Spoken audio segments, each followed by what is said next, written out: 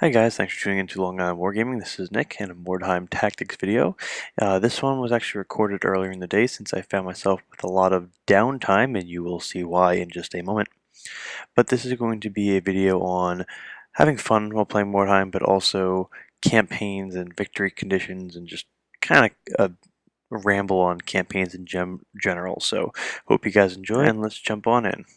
Just so I could, I'll cut just to show you what I'm dealing with here. It's not too bad. It's just in this part of New York, people just lose control of shit. Like, they just don't know how to drive. They go crazy because, like, upstate New York, it's no big friggin' deal. This happens all the time. People know how to drive. They know how to be smart. They know how to be safe. But here, people friggin' lose it because they don't know how to drive in the snow. So, like I said, my 30-minute commute is now, I don't know, 90 minutes, 2 hours. It's gonna take forever. I'm gonna sit and stare at the back of these cars for a very long time. But anyway, let's get into some content. Alright, so in this video, I think I'm gonna end up chatting a bit about just campaigns in general for Mordheim. So, Mordheim, you could do a small tournament, you could do one-off games, and the one-off games are interesting. I've never done this, but there are rules to pay for skills and characteristic upgrades, like, as in the points value. So instead of playing a 500 gold crown list, you can actually play gold crowns as points and say, oh, let's play a 1,500 point game of Mordheim. And then you actually pay for skills and upgrades and equipment, and then you just make a one-off list. I've never done that. Sounds interesting. Not really my thing. Campaigns is where it's at. You're going to build up your characters, you're going to build up your warband, and there's a couple different things I want to talk about with campaigns. Two different elements I'm going to talk about. First off is playing for fun and playing for, you know, the competition and the victory condition. Now, before we get into playing for fun, let's talk about the victory condition. If you're going to do a campaign, you got to discuss with the campaign group or your friends, what's the goal? What's the goal? Playing the game is fun. Building up your warband, buying and selling, that's fun, but I've done a lot of campaigns where it goes on and on, and it's got momentum, and then it just kind of dies and fizzles, and there's no real conclusion, which not everyone's looking for. Not everyone needs conclusion. Some people just like to play. But when we did the City Limits campaign, which was a campaign that had a set amount of games, it's the one I put up before Vermin Queen, and we decided the winning condition is going to be whoever has the most Weirdstone at the end.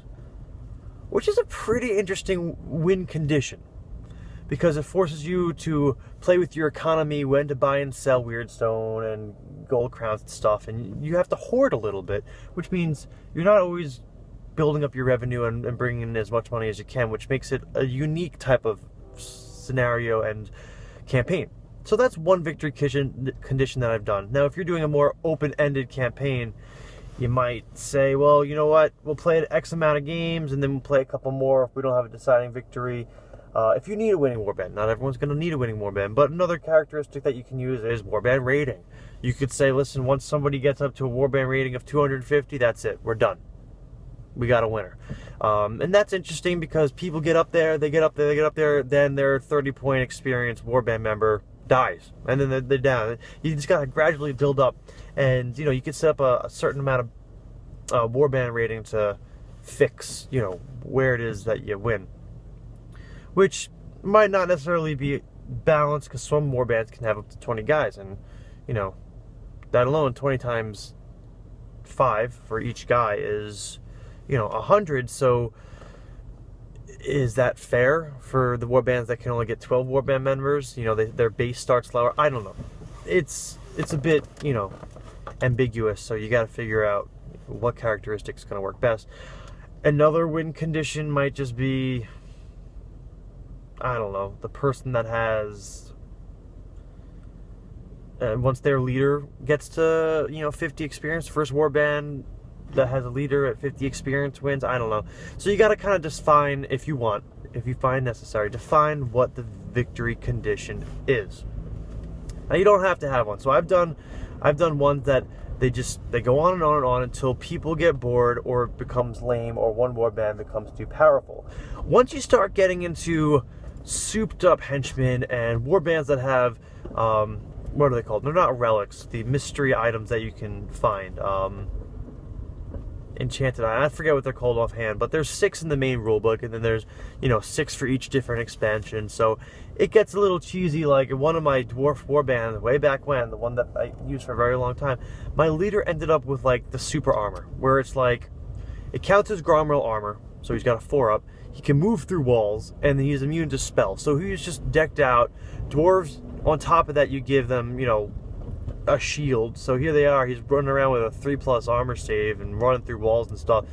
It just got a little lame because all my heroes were souped up, and I had dwarven henchmen all geared up with guns and crossbows, and it got to the point where our warbands were just so good that some of the games were epic because you had awesome heroes fighting awesome heroes, and that was just the coolness factor. But when some warbands lose heroes and they couldn't keep up, it just wasn't, it wasn't, as fun.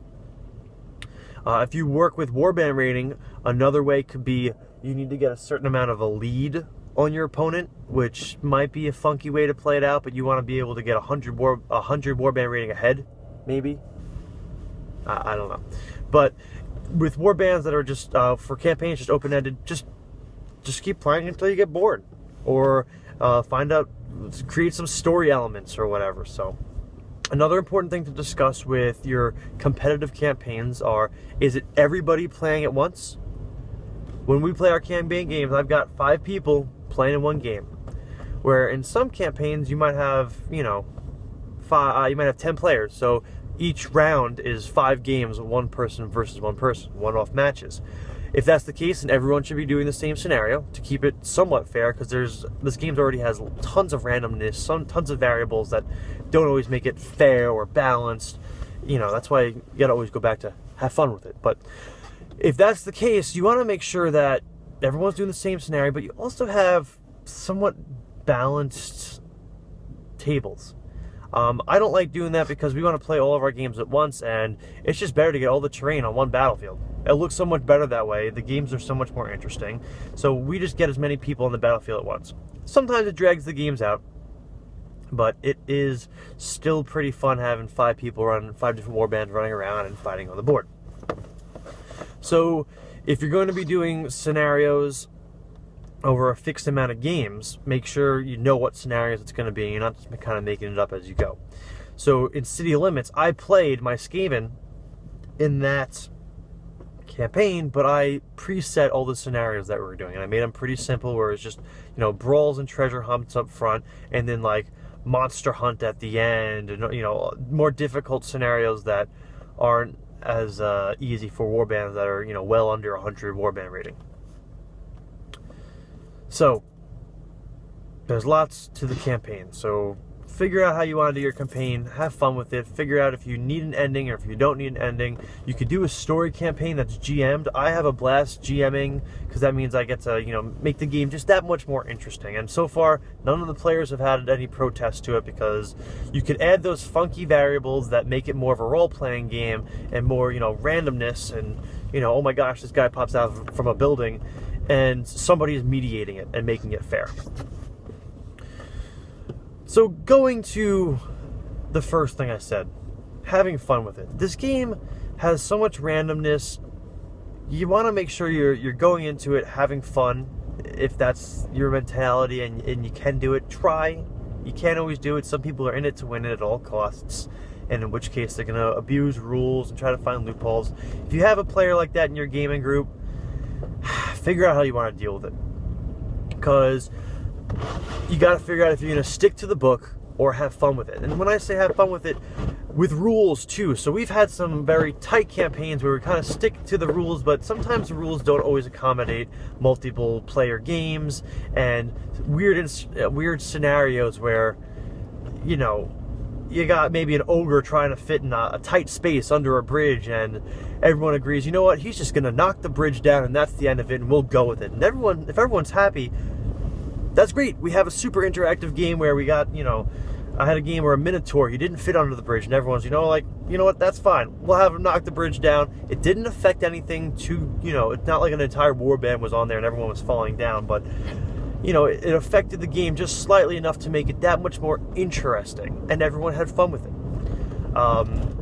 Sometimes if you're using the random happenings chart, sometimes, you know, a random, you know, bloodletter will show up on the battlefield, and, well, one of the players is a demon hunter, so he's going to want to go after the bloodletter, and, you know, we'll say, you know, he gets an extra, you know, experience if he does it because he's out to get him. And, you know, if everyone's down with having fun with it, and everyone's progressing somewhat evenly, and everyone's happy with it, you know, that's great.